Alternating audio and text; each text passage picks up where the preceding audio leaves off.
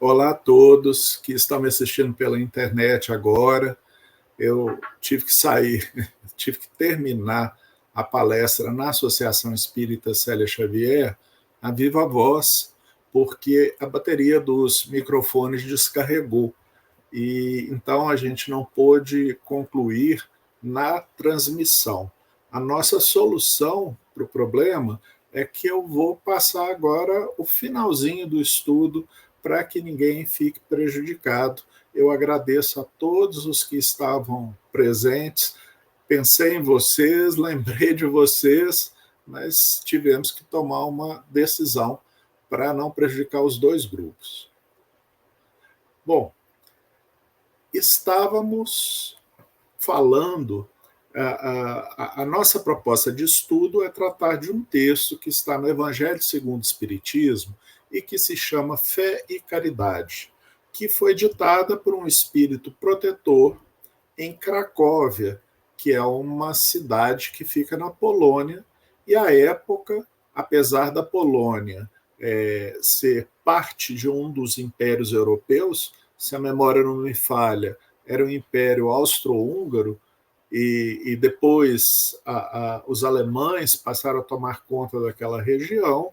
A Polônia era reconhecida, Kardec diz que era Cracóvia, Polônia, e o médium, a matéria, o tema da nossa palestra é sobre fé e caridade. O espírito que ditou a mensagem, ele vai tratar do assunto.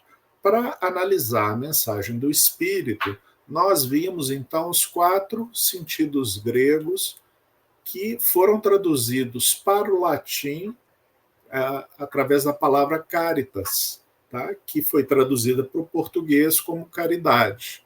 Mas a palavra caridade nas Bíblias em português pode ter 2 dos 4 sentidos que encontramos no grego. A palavra grega escrita pode ser 2 daquelas 4. Vimos que existe eros, que é o amor sensual, o amor de homem e mulher, o amor que envolve a atração. Né?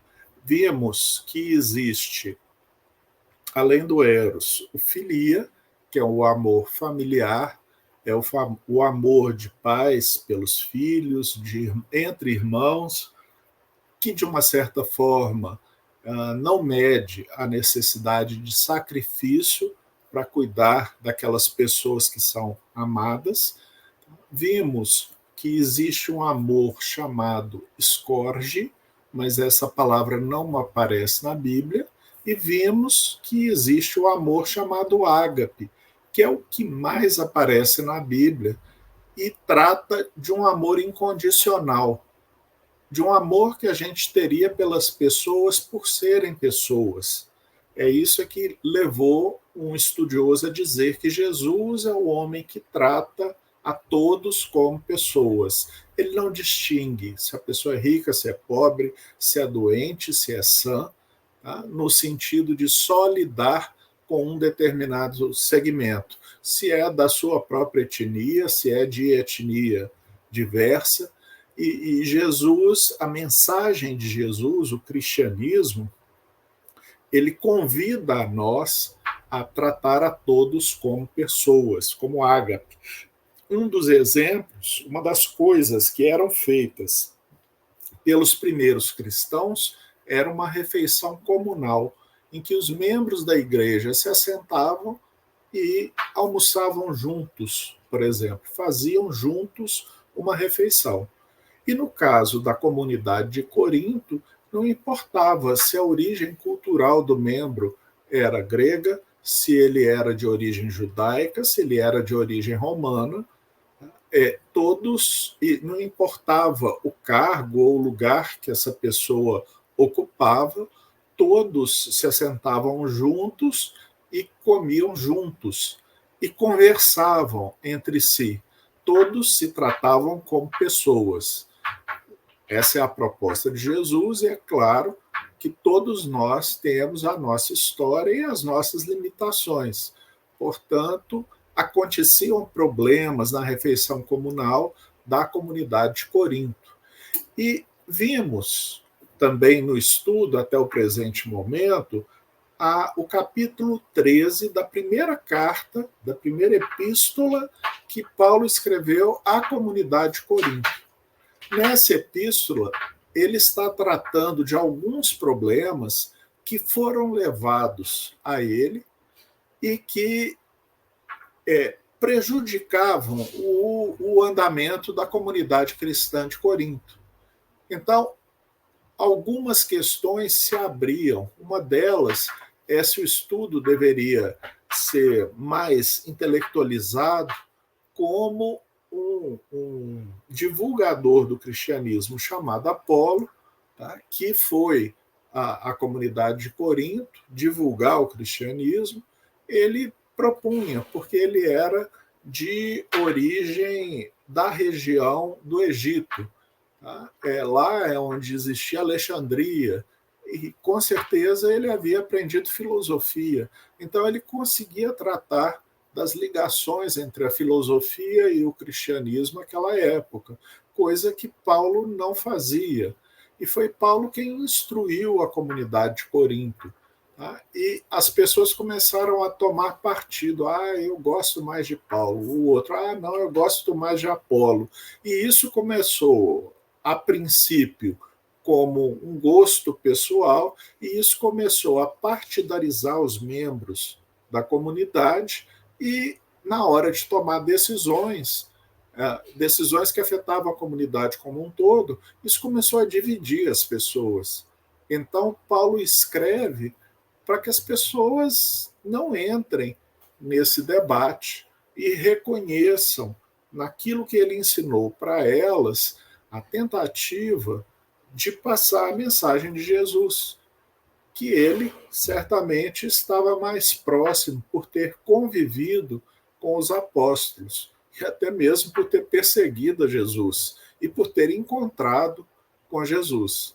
Então, nós lemos uma parte da epístola, que é o capítulo 13, que começa logo depois que ele fala de um outro conflito que existia nessa comunidade, no capítulo 12, que era o conflito a respeito dos carismas.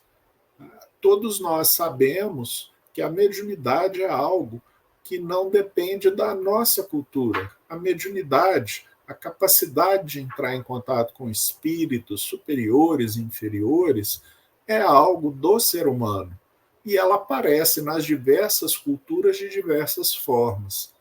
Então, os chamados carismas, que os cristãos da época de Paulo entendiam como um contato com o Espírito Santo, era nada mais, nada menos do que a mediunidade. Algumas das descrições que Paulo dá são muito semelhantes às descrições de alguns tipos de fenômeno mediúnico que temos na casa espírita de hoje.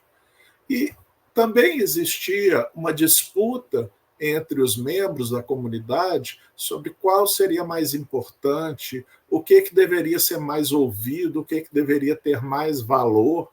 Tá? E Paulo sai explicando cada um dos dons, como ele fala, ou dos carismas, tá? E como é que eles deveriam ser praticados na comunidade.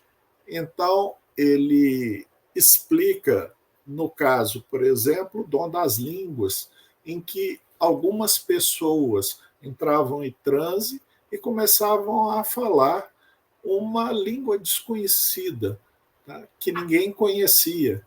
E aí Paulo falava, onde houver esse dom, que haja alguém capaz de interpretar, para que as pessoas possam saber o que é que se está falando. Se não houver ninguém capaz de interpretar, que isso não seja praticado, porque não serve a ninguém, não tem utilidade. E ele fala isso com muita clareza e razão, né, pelo que conhecemos. E depois ele vai falar, e é onde o nosso trabalho parou, no capítulo 13, ele vai, na verdade, recitar uma poesia, Os estudiosos da Bíblia de Jerusalém dizem que o formato de apresentação era um formato de poesia. E nesse formato de poesia, ele vai falando dos dons, mas vai falando dos dons tendo em vista as virtudes. E vai mostrando quais são as virtudes que estão associadas aos dons, o que são essas virtudes, tá? E qual é a importância dessas virtudes e até mesmo entre elas, qual é a importância. Eu havia trazido esse vitral, que está aí no slide, tá? Porque o último versículo do capítulo 13 é muito conhecido nos meios cristãos, seja espírita, seja evangélico, seja católico, seja ortodoxo. Tá? E aqui, então, há uma representação, são 3 mulheres, tá? Representando cada um dos 3 dons. Tá? Que aqui a gente tem a mulher que olha para os céus e eleva a mão a Deus, e essa imagem representa a esperança. Tá? Aqui a gente tem a mulher que carrega a criança no colo, que tem tem uma criança abraçada à sua perna e que cuida de todas elas, dando o máximo de si. Aqui é a virtude chamada caridade, que vem do latim caritas. A esperança vem do latim spes. Tá? E aqui a gente tem uma mulher com uma vela acesa na mão. A vela, por estar acesa, ela olha fixamente na luz que irradia da chama da vela, e ela representa a fé. Então, vocês vão se lembrar, as 3 virtudes chamadas teologais, posteriormente pelos estudiosos: a fé, a esperança e a caridade. Elas são chamadas teologais, teo, Deus, porque são virtudes que guardam relação com Deus, com o Pai. Tá? E Paulo vai dizer, nesse último versículo, que entre a fé, a esperança e a caridade, a maior delas é a caridade. As 3 são muito importantes, mas a maior delas é a caridade. E a gente havia estudado a origem do termo. Eu fui no texto em grego, que foi a linguagem escrita dos evangelhos, e ele utilizou, lá em grego, Paulo usou a palavra ágape, que é esse amor incondicional, esse amor por todos, esse amor que faz o homem abrir mão dos seus interesses pessoais, ou das suas comodidades, ou do seu bem-estar em favor dos demais, por amor, por algo que brota dentro dele e que faz ele enxergar que todas as pessoas são, assim como ele, filhos de Deus, criados por Deus. É algo muito profundo na religião cristã, tá? No pensamento cristão. E vocês veem que Paulo, então, abandona a questão das tertúlias intelectuais, abandona a questão de quem é que é médium, quem é que é expositor e que fala inspirado, tá? Coloca isso tudo num segundo plano, esses fazeres do cotidiano, da comunidade, ele coloca em segundo plano e ele devolve às pessoas que elas reflitam sobre o que elas sentem e o que elas estão colocando em ação, o que move a sua ação. E ele está dizendo, o mais importante não é ser expositor ou ser médium, se a gente estivesse se referindo ao movimento espírita hoje. O importante é se a gente age movido pelo ágape, age movido por esse amor incondicional, age pensando até, num determinado momento, primeiro no outro e depois em si próprio. É algo que merece bastante discussão e pensamento, mas não no estudo de hoje. E aí a gente entra na palestra que na mensagem, tá, que o espírito lá na Polônia escreveu e que foi possivelmente traduzida para o francês e enviada para Allan Kardec, tá, por uma mulher que, quem lê o Evangelho segundo o Espiritismo, não tem noção nem de que se trata de uma mulher, tá, e quem lê a revista espírita descobre que Kardec coloca as iniciais dela, não escreve o nome extenso, T e D. E eu fiquei aqui, quem será essa mulher? Porque eu sou uma alma curiosa, eu sou um espírito inquieto. E aí juro que no final eu conto o que foi que eu descobri, procurando os universitários. Bom, nessa mensagem o espírito está falando sobre a fé e a caridade. Então, ao invés de usar a palavra caridade, pensem no sentido mais próprio que está sendo empregado pelo Espírito, que é o ágape, esse amor incondicional, esse amor de um cristão por outro cristão, independente do seu lugar social, da sua riqueza, da sua beleza, independente do interesse que a proximidade com a pessoa possa gerar ou não, tá? Simplesmente por ser lá e por ser, de alguma forma, nosso irmão em Deus. E o Espírito, eu separei, não dá para a gente ler o texto todo, ficaria cansativo, ainda mais agora no final da palestra. No texto, o Espírito, eu separei algumas ideias que são as centrais.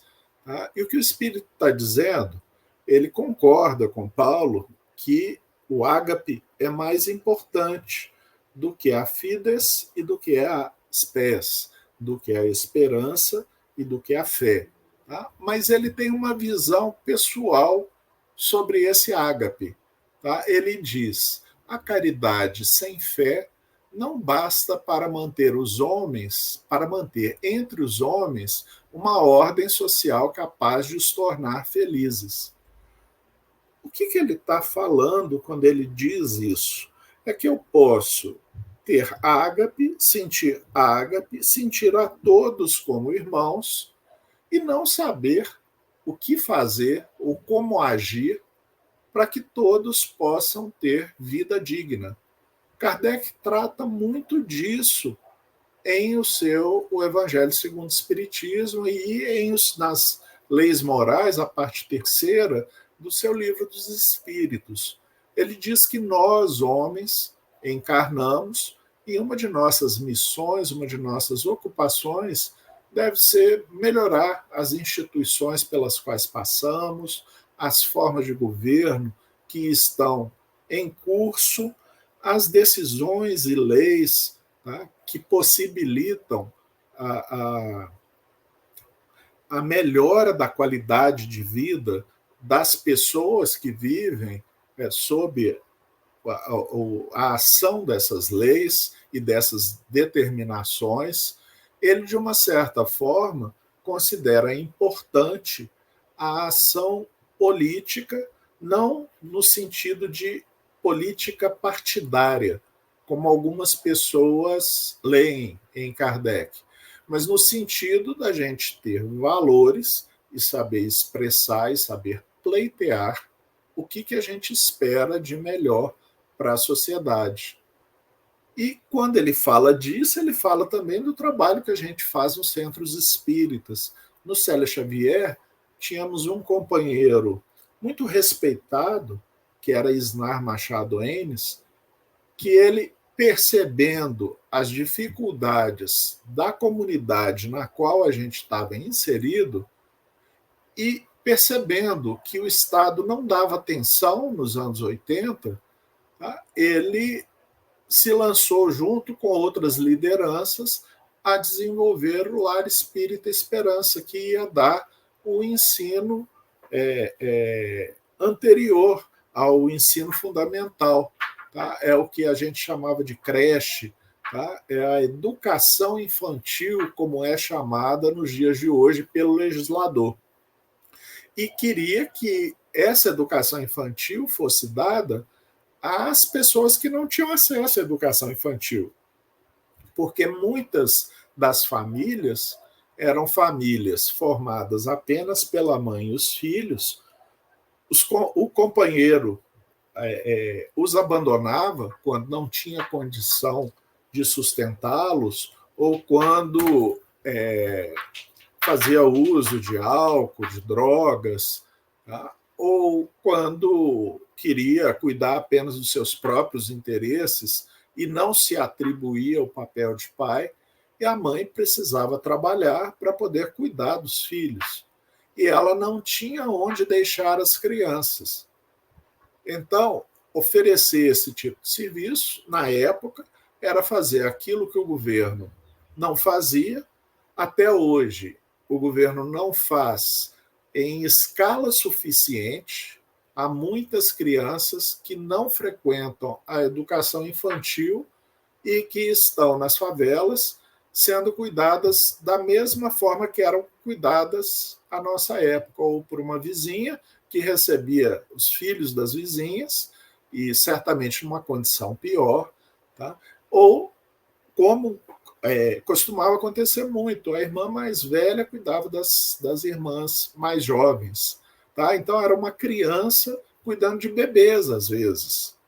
Tá? Muitas experiências, os nossos companheiros de casa fazendo visitas a essas casas, muitas situações de emergência, muitas situações de penúria, muitas situações de maus cuidados devido à incapacidade da criança desempenhar com o mínimo de capacidade essa função, essa responsabilidade, eles enxergavam. E então fazíamos aquilo que o Estado ainda não fazia. E que, felizmente, passados 40 anos, o Estado entende que é uma obrigação dele atender aquela comunidade que não tem como contratar esse tipo de serviço e que não tem como manter as crianças em casa com alguém capaz, alguém adulto e alguém capaz de cuidar delas com qualidade. E é por isso que o Espírito está fazendo esse tipo de reflexão que outros espíritos, como Cáritas, fizeram com Allan Kardec.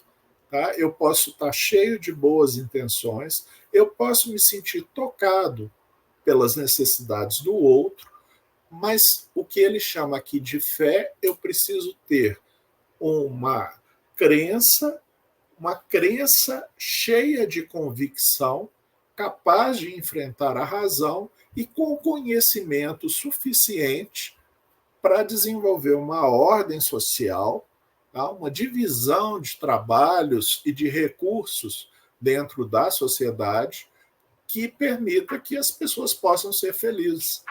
Não precisa que elas sejam todas iguais, porque nós somos indivíduos e somos diferentes. Tá? Mas é preciso que a linha da miséria e da pobreza seja uma referência acima da qual vivem as pessoas e que as riquezas contribuam para que as pessoas possam viver entre uma condição de simplicidade, mas capaz de se alimentarem, vestirem, estudarem e fazerem aquelas coisas que fazem parte do que os concidadãos de Kardec chamaram de direitos humanos, né? E do que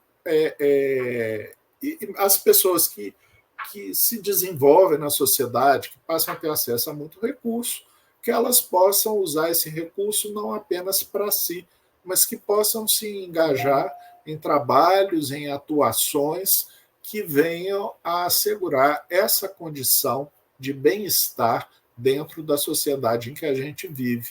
Então, esse espírito, ele cola a fé à caridade. A gente pode ter em vista o ágape, que talvez seja um dos maiores desafios para nós, mas é preciso não abrir mão da fé. Não fé como crença cega, mas como crença e convicção e crença racionais. Tá? Ele se lamenta de não ter dito isso, pelo que eu entendi, enquanto encarnado, tá? Pudera ter dito que a caridade é impossível sem a fé, ou seja, ele parece que era cristão, conhecia essa linha de discussões e muitas vezes falou Tá? E deve ter defendido o ágape, deve ter defendido o amor, deve ter repetido com Paulo que o amor é mais importante entre eles, tá? Mas aqui ele está defendendo a fé junto com o ágape. Na verdade, as virtudes teologais, a esperança, a fé e o ágape. Tá? E ele fala que qualquer um pode doar, e realmente, tá? Desde que os cristãos são cristãos, a gente pega, por exemplo, na sociedade da Idade Média, os cristãos davam esmolas e faziam doações. Tá? Mas as doações em si, elas são capazes de socorrer alguém numa emergência, elas são capazes de mitigar a fome de alguns, elas são capazes de mitigar o frio de outros, elas são capazes de auxiliar pontualmente, mas elas em si não asseguram uma ordem social capaz de tornar felizes todas as pessoas. E ele diz assim: porém, essa caridade austera, que só com a abnegação se pratica, com um constante sacrifício, não dos bens, mas de todo interesse egoístico, somente a fé pode inspirá-la, porquanto só ela dá se possa carregar com coragem e perseverança a cruz da vida eterna.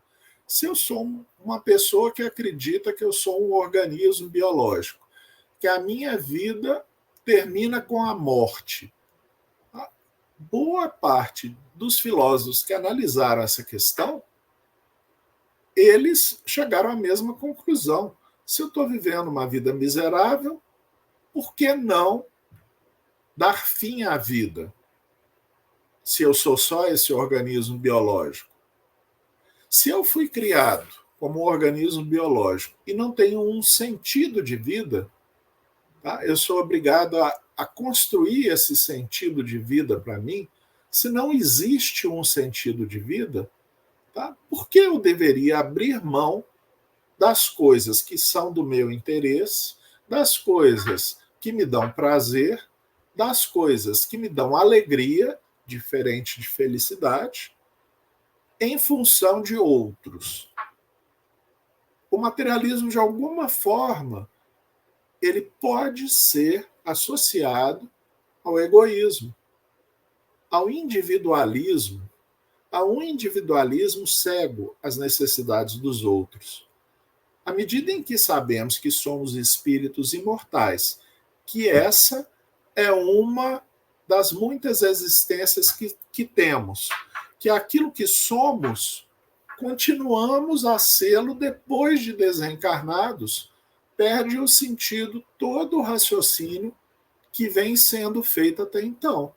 Então, não faz sentido o suicídio, porque se eu sofro enquanto vivo, eu vou continuar sofrendo depois da morte, porque o sofrimento é algo espiritual, é algo do espírito. A dor física é algo corporal. O sofrimento moral é algo espiritual. Eu vou desencarnar em situação de sofrimento.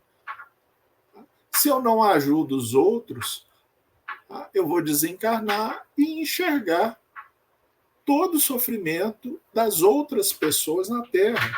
E se eu reencarno, eu poderei reencarnar em alguma dessas condições em que falta o alimento, em que falta o cobertor, em que falta a roupa, em que falta a educação.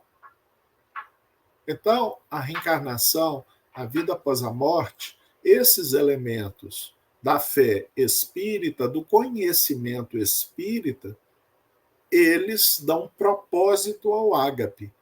Eles mostram por que se envolver com as outras pessoas, por que sentir por elas e respeitar o seu direito de ser tratado como pessoa, de ter acesso ao mínimo daquilo que necessita uma pessoa para viver, é um propósito nosso, é um propósito de todos nós. Tá? E ele coloca lá: somente a fé pode inspirá-la, porquanto ela dá se possa carregar com coragem e perseverança a cruz da vida terrena. Então a gente aceita algum sofrimento, algum problema pessoal, algum transtorno, em função de levar dignidade a mais pessoas.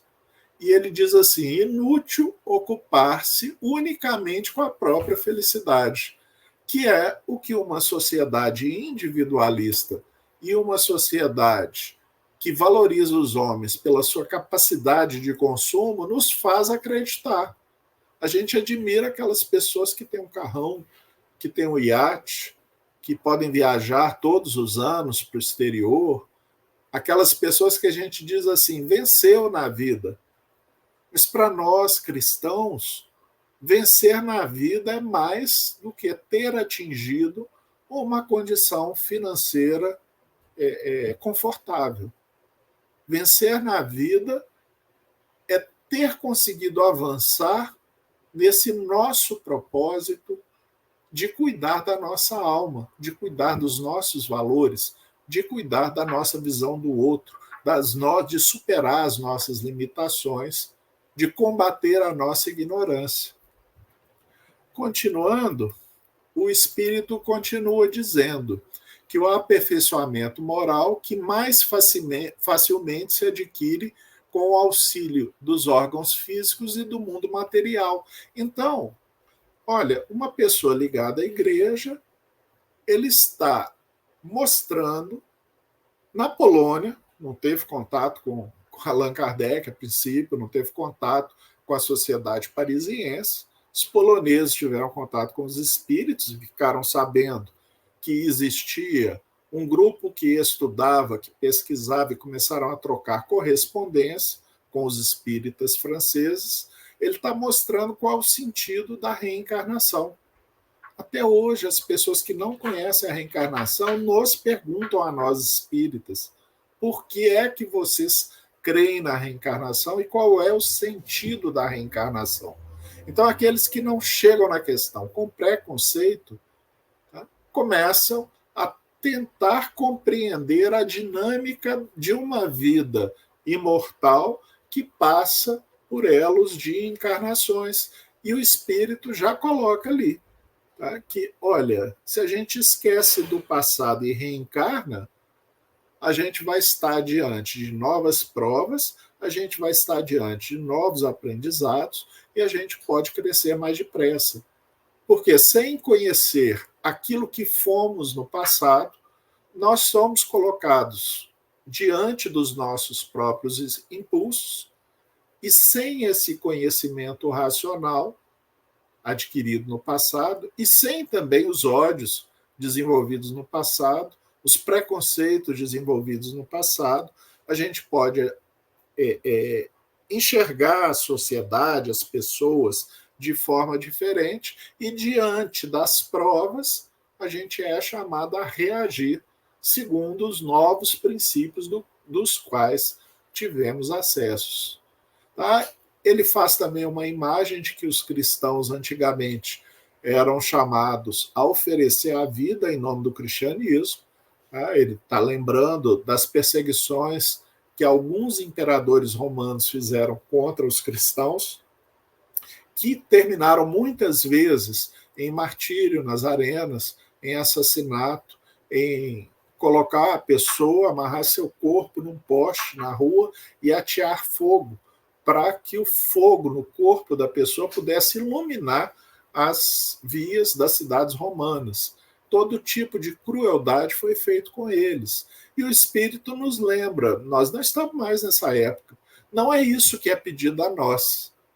O que é pedido a nós hoje, pelos espíritos que se comunicam, pelos espíritos ligados ao cristianismo, que continuam ligados a nós, é que a gente possa desenvolver o ágape do qual falamos, e ele diz: triunfareis se a caridade, se o ágape vos inspirar e vos sustentar a fé. Então ele fala de uma fé que sustenta o amor e de um amor que sustenta a fé, tá? De um círculo virtuoso, tá? Que deveria mobilizar os cristãos.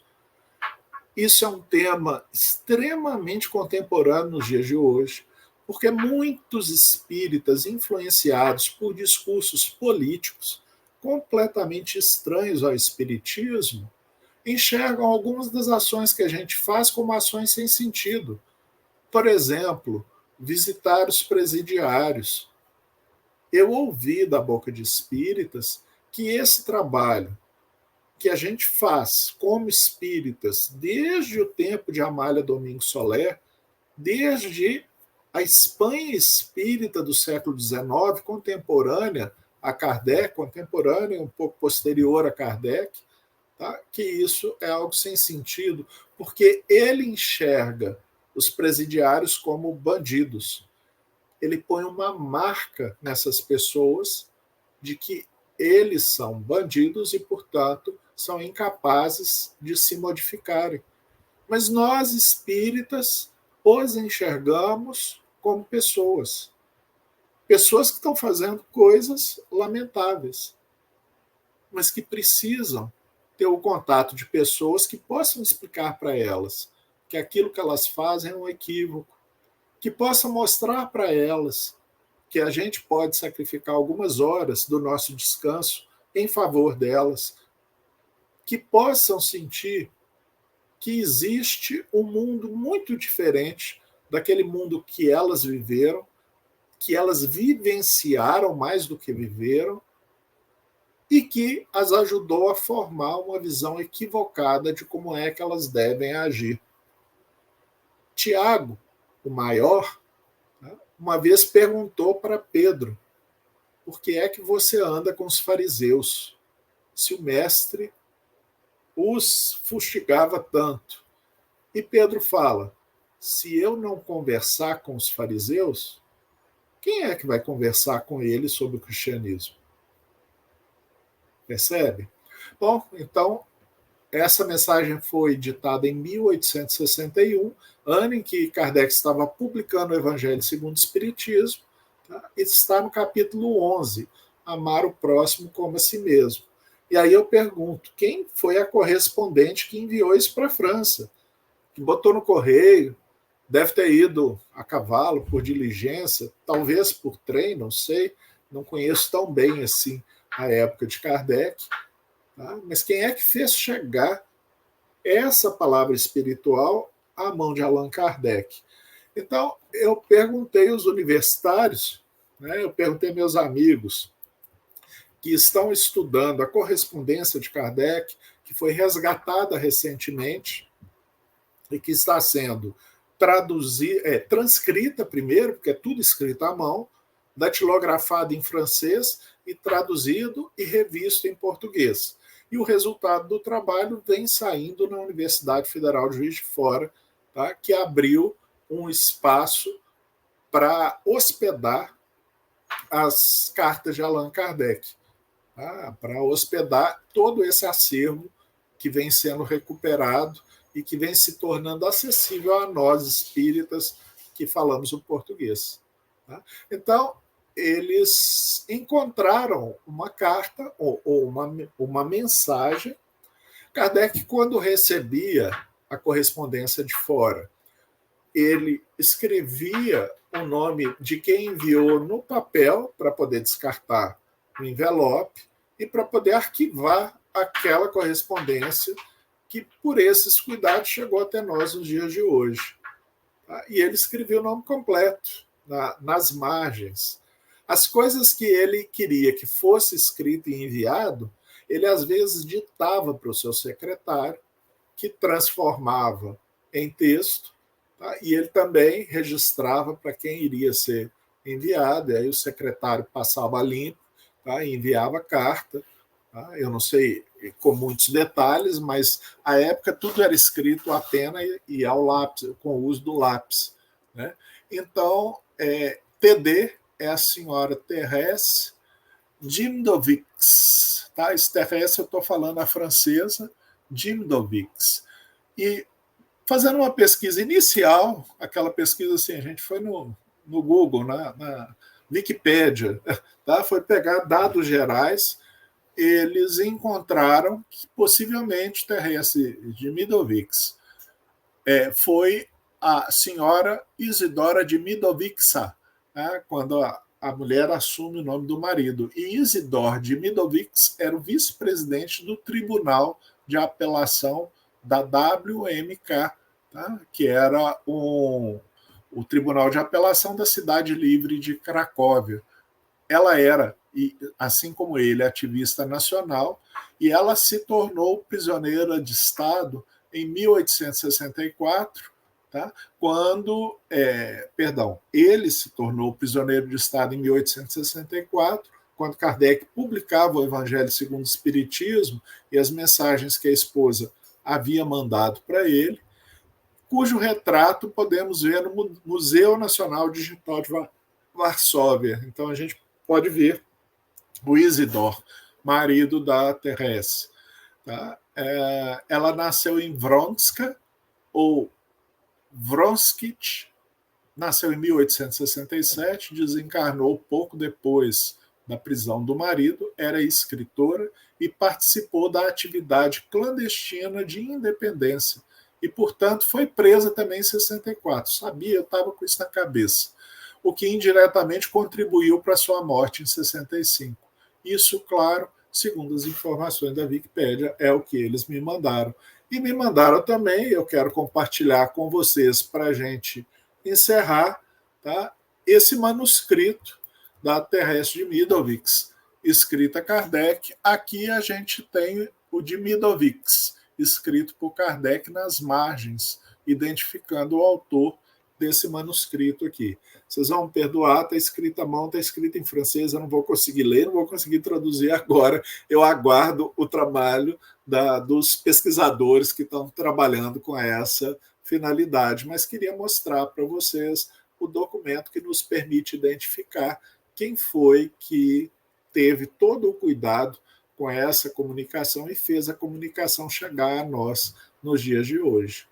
Eu, como na reunião presencial, gostaria de ter falado, tá, da vida de uma mulher que viveu de forma muito intensa, tá, o ágape, que é Maria de Madalena.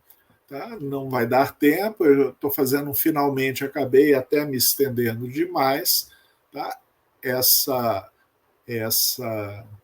imagem, né? Esse desenho é veiculado pela Sociedade Espírita Maria de Magdala, na Suíça. Maria de Magdala é mais conhecida no Brasil como Maria Madalena, tá?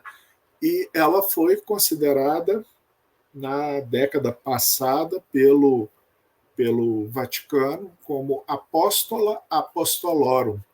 Esse nome já tinha sido dado a ela desde Tomás de Aquino no ano 1000 e pouca coisa, tá? 1100, por aí. Tá? Por ser a mulher que primeiro viu Jesus vivo após a morte e que primeiro se encheu de coragem e, mesmo sendo rejeitada, contou para os apóstolos e para a mãe de Jesus, que a acolheu. Tá? Por isso, apóstola dos apóstolos. Tá? Alguém que dá testemunho de Jesus àqueles que deram testemunho de Jesus a toda a gente, inicialmente. Tá? Eu recomendo que leiam o capítulo sobre Maria de Magdala em 2 livros. Um é o livro Primícias do Reino, ditado por Amélia Rodrigues ao médium Divaldo Franco, e o outro é o livro Boa Nova, ditado por Humberto de Campos ao médium Francisco Cândido Xavier. Eu deixo como dever de casa, tá, procurarem os textos, lerem os textos e verem o ágape em sua plenitude. Tá? Muito obrigado, boa noite e, mais uma vez, perdoem a TV Célia pelos problemas técnicos, mas contem com a nossa boa vontade para resolvê-los, para evitar que voltem a acontecer no futuro e para tentar atendê-los da melhor forma possível.